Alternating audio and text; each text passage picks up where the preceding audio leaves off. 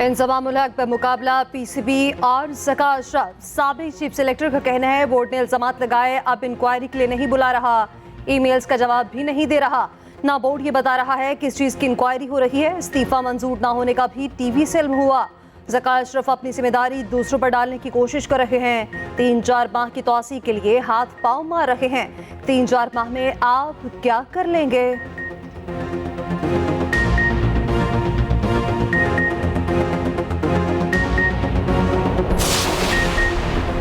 PCB ने इंजमाम उल हक का इस्तीफा मंजूर कर लिया। इंजमाम उल हक के इंटरव्यू पर बोर्ड शदीद खफा।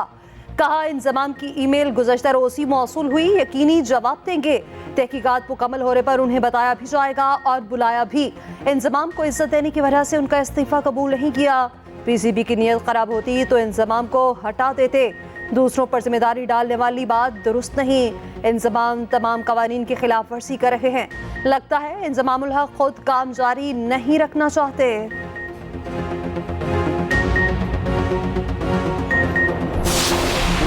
इस बार वज़ीर आज़म और वज़ीर आला जियाला होगा। 8 फरवरी को सिंध के साथ विफाक में भी हुकूमत बनाएंगे। बिलावल भुट्टो जरदारी का दावा, कराची और पाकिस्तान की किस्मत बदलने का वादा। एक बार फिर लेवल प्लेइंग फील्ड ना मिलने का शिकवा। कहा हमने सेलेक्ट करने का मुतालबा नहीं किया, सिर्फ शफाफ इलेक्शन का मुतालबा कर रहे हैं। हमें लेवल प्लेइंग फील्ड दिलवाते हैं, फिर देखें हम क्या करते हैं। हमें शहादतों के बावजूद कभी लेवल प्लेइंग फील्ड नहीं मिली। लेवल प्लेइंग फील्ड मिले या नहीं, पीपल्स पार्टी ही इलेक्शन जीतेगी। हल्का बंदियों का सिलसिला मुकम्मल होने तक किसी सीट का ऐलान नहीं करेंगे। अगर लेवल प्लेइंग फील्ड नहीं दी जा रही तो उन्हें फिर इलेक्शन का बाइकआउट करना चाहिए। पीटीआई -9 मई का कसूरवार मुजरम टोला उसके साथ भी हो सकती है। हम उनके साथ कोई किसी इंतखाबी इत्तेहाद में तो नहीं जा रहे। पंजाब में जहाँ पे हमें किसी इत्तेहाद की ज़रूरत नहीं है, वहाँ पे हम PMLN का इलेक्शन ही लड़ रहे हैं। पीपल्स पार्टी को लेवल प्लेइंग फील्ड नहीं मिलती तो इलेक्शन का बायकॉट कर देते। राना सनाउल्लाह का मशवरा। कहा एक तरफ शिकवे करते हैं, दूसरी तरफ अगला वज़ीर आज़म बिलावल होने का दावा करते हैं। एक्सप्रेस न्यूज़ के प्रोग्राम कल तक में गुफ्तगू। कहते हैं कि लीगी रहनुमा ने कहा कि PTI से बात हो सकती है। मज़ीद कहा इनको इलेक्शन लड़ने की इजाज़त नहीं होनी चाहिए।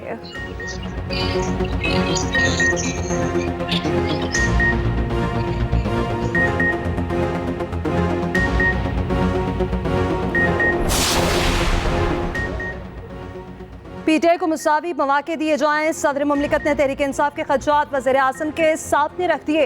निगरान वज़ीर आज़म अनवार उल हक काकट के नाम खत बुनियादी हकूक़ और हमवार सियासी मैदान के हवाले से PTI के खदशात पर गौर करने का कहा। खत में लिखा कि निगरान हुकूमत का तमाम जमातों को हमवार मैदान फराहम करना बेहद अहम है। यकीन है जमहूरियत ही अवाम और रियासत के लिए आगे बढ़ने का रास्ता है। आज़ादाना, मुनसिफाना और मुस्तनद इलेक्शन पर पूरे पाकिस्तान में इत्तफाक है। तमाम जमातों और रहनुमाओं को इलेक्शन में हिस्सा लेने का हक है। आइन के तहत सदर, वज़ीर आज़म और इदारे शहरियों के हकूक़ के तहफ़्फ़ुज़ के पाबंद हैं।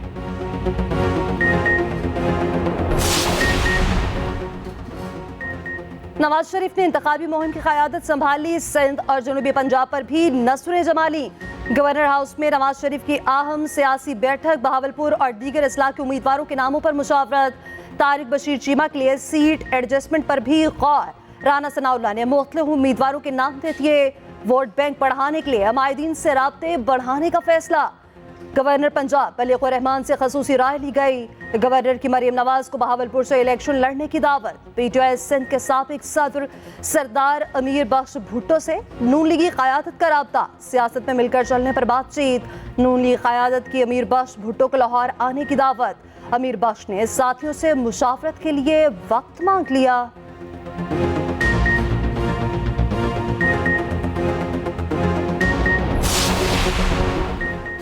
गवर्नर हाउस में गैर कानूनी सियासी बैठक लगाई गई। पीपल्स पार्टी की हसन मुर्तज़ा की कड़ी तनकीद। कहा नून लीग वाले लेवल प्लेइंग फील्ड को एवन फील्ड समझ लेते हैं। गवर्नर का ओहदा आईनी है, वहां कैसे सियासी जमात ने काम नहीं करना होगा।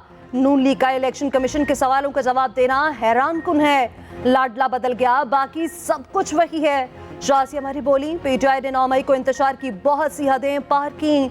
लोगों को मारने और जलाने की तरकीब देना जमहूरियत नहीं।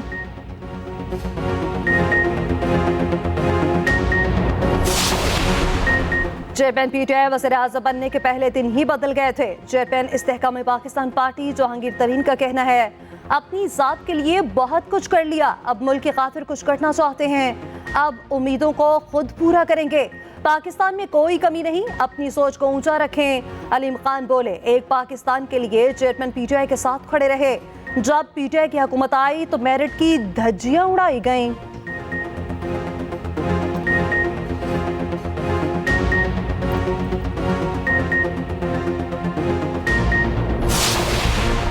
शिकायत, शिकवे और तहफ़्फ़ुज़ात, पीटीआई ने फिर इलेक्शन कमीशन को आगाह कर दिया। 24 निकाती चार्टर ऑफ डिमांड फिर से इलेक्शन कमीशन को भिजवा दिया। चीफ इलेक्शन कमिश्नर से पीटीआई कानूनी टीम की मुलाकात, इंट्रा पार्टी इलेक्शन का तहरीरी फैसला जारी करने का मुतालबा, आइंदा आम इंतखाबात समेत अहम उमूर पर गुफ्तगू। इलेक्शन कमीशन को इंतखाबी मुहिम में रुकावटों से भी आगाह किया। मीडिया से गुफ्तगू में बैरिस्टर गौहर अली ने कहा, charter of demand election commission को दे दिया, पीटीआई के झंडे और बैनर तक प्रिंट नहीं होने दिए जा रहे, हमें फ्री एंड फेयर मुहिम की इजाजत दी जाए।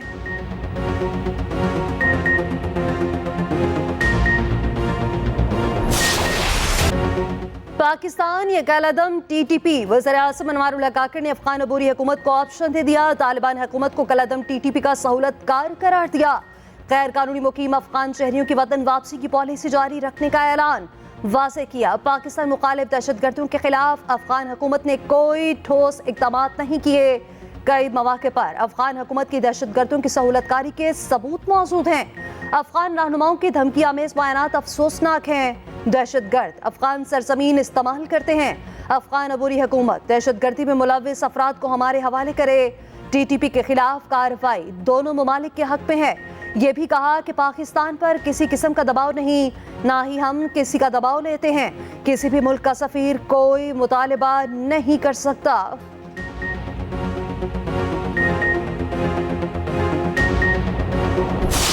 मैं अपने शहीद वालिद और बाकी शोहदा के हवाले से मेरा दिल खून के आंसू रोता है कि जब आज मुझे पता चला कि शोहदा के खून से इस मुल्क में गद्दारी होने जा रहा है। जो मिलिट्री कोर्ट्स की बंदिश का एक फैसला सामने आया सुप्रीम कोर्ट की जानिब से, हम ये समझते हैं ये मिलिट्री कोर्ट्स की जो बंदिश है ये बुलवाइयों इंतशारियों की सहूलत का बाइस बन सकता है।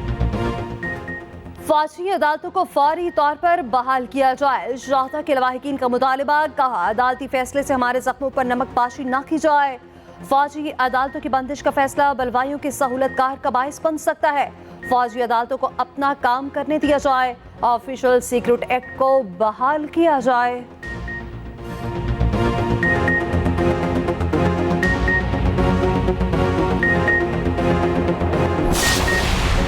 फलस्तीन की सरजमीन को तकसीम नहीं किया जा सकता। अमेरिका और बरतानिया बराह रास्त फलस्तीन में अपनी फौजें ले आए हैं। सरबराह जेहुआए मौलाना फजलुर रहमान का कहना है, गजा में अस्पतालों और स्कूलों पर हमले हो रहे हैं। इसराइल को जंगी मुजरिम करार दिया जाए।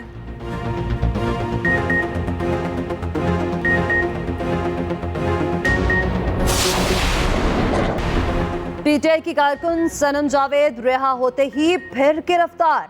9 मई जलाओ घराव केस में अदालत ने रिहाई का हुक्म दिया था। कोट लखपत जेल के बाहर से फिर पकड़ लिया गया।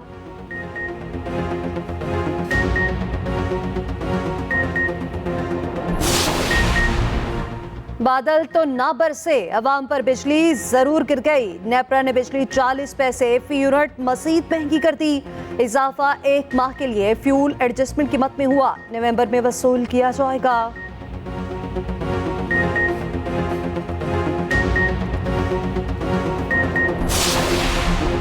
सुई गैस कीमतों में सिर्फ इजाफा नहीं, बेतहाशा इजाफा। घरेलू सार्फिन के लिए गैस 172% महंगी। ओकरा ने नोटिफिकेशन जारी कर दिया, नई कीमतों का इत्तलाक 1 नवंबर से होगा।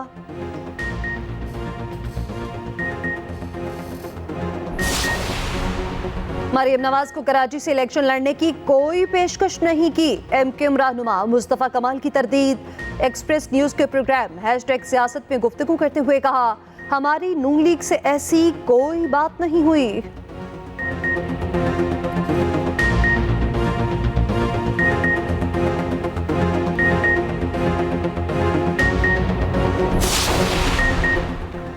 निगरान वज़ीर-ए-आज़म अनवारुल हक काकड़ की उज़्बेक सदर से मुलाकात, दो तरफ़ा ताल्लुकात समेत दीगर उमूर पर गुफ्तगू।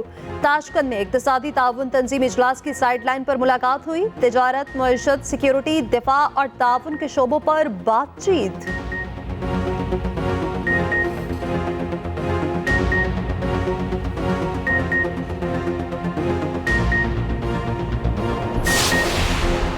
सिंध हुकूमत और MDA को बहरिया टाउन कराची को दस्तयाब जमीन की पैमाइश के लिए सर्वे का हुक्म। सुप्रीम कोर्ट में बहरिया टाउन कराची केस की समाअत। वकील ने मौक़िफ़ अपनाया। बहरिया टाउन को मार्केट से ज्यादा कीमत लगाकर तासुब का निशाना बनाया गया। अदायगी के लिए तैयार हैं लेकिन जमीन पूरी दी जाए। जस्टिस अतहर मिनल्ला ने रिमार्क्स दिए, खिलाफ आइन फैसला देना तो मिसकंडक्ट के जुमरे में आता है। सुप्रीम कोर्ट का हुक्म हतमी हो चुका, अमल दरामद हर सूरत होना है। ऐसे मुमकिन नहीं अदालत अपने हुक्म से पीछे हट जाए। समाअत मुकम्मल। बहरिया टाउन की अदालत में जमा कराई गई रकम की तफसीलात तलब।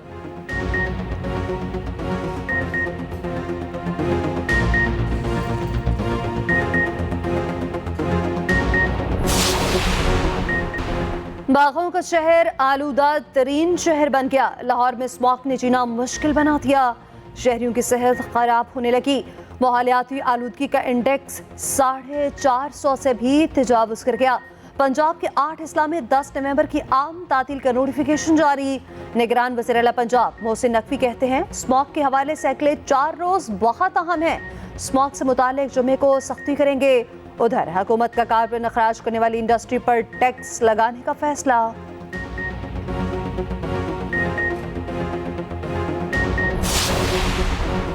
दिल्ली में शदीद स्मॉग के बायस तमाम स्कूलों में तातीलात का ऐलान। स्कूल्स 18 नवंबर तक बंद रहेंगे।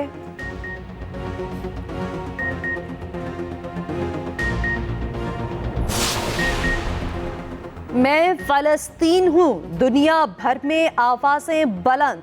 मुख्तलिफ ममालिक में रैलियां। नीदरलैंड्स में सैकड़ों अफराद का जंगबंदी का मुतालबा। लंदन में व्हीलचेयर पर मासूर शख्स की रैली में शिरकत। दमिश्क का स्पोर्ट्स कॉम्प्लेक्स इसराइल मुखालिफ नारों से गूंज उठा। मराकश में फ्रांसीसी सफारत खाने के बाहर मुजाहरा। नॉर्वे, ऑस्ट्रेलिया, मेक्सिको में भी एहतजाज। मुत्तहिदा अरब अमारात का जख्मियों के लिए अस्पताल कायम करने का फैसला। फील्ड अस्पताल 100 बिस्तरों पर मुश्तमिल होगा। टर्किश पार्लियामेंट का मुनफरिद एहतजाज।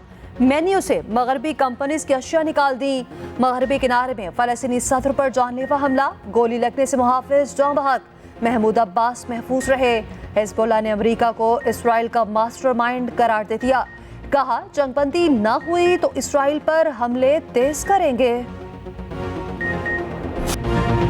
मुफक्किर पाकिस्तान अल्लामा मोहम्मद इकबाल का 146वां यौम विलादत।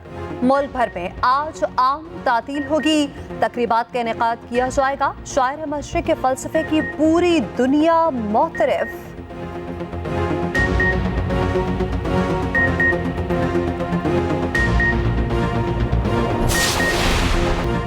इंग्लैंड की बैटिंग लाइन नीदरलैंड्स के खिलाफ चल ही गई। 340 रन का हदफ दिया।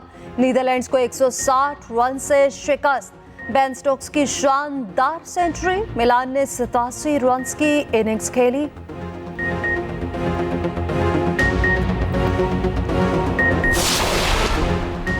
इंडोनेशिया के सदर के बेटे के हक में फैसला देना महंगा पड़ा।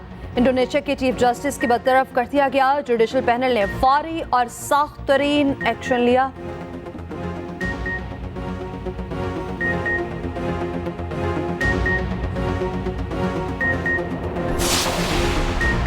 आठवीं थल जीप रैली का मेला सज गया। आज से 12 नवंबर तक जारी रहेगी।